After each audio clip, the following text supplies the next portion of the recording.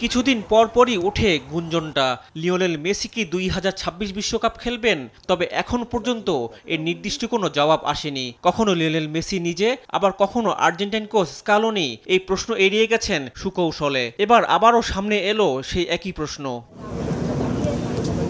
বুধবার ব্রাজিলকে 4-1 গোলে হারানোর আগেই অবশ্য লাতিন আমেরিকা থেকে সবার আগে 2026 বিশ্বকাপ খেলা নিশ্চিত করেছে আর্জেন্টিনা।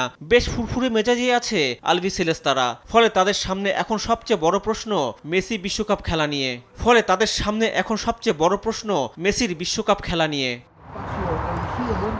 ব্রাজিলের বিপক্ষে ম্যাচের পরেই আর্জেন্টাইন কোচকে প্রশ্ন করা হয়েছিল আর্জেন্টিনাকে দ্বিতীয়বার বিশ্বকাপ জেতাতে মেসি থাকছেন কিনা। এই প্রশ্নে স্পষ্ট কোনো জবাব দেননি তিনি। মাত্রই তো বিশ্বকাপ খেলা নিশ্চিত হলো, এখনো তো অনেক সময় আছে, দেখা যাক কি হয়।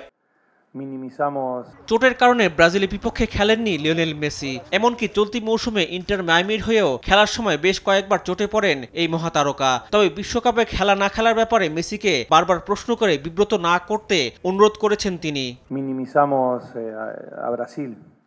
আমাদের ম্যাচ ধরে ধরে এগোতে হবে, নয়তো এই এক বিষয় নিয়ে সারা বছর কথা বলতে হবে। তার সিদ্ধান্ত তাকে নিতে দিতে হবে, দেখি না কি হয়। সে যখন চাইবে তখনই সিদ্ধান্ত নিবে। এ নিয়ে মেসিকে বিরক্ত করা মোটেও উচিত হবে না।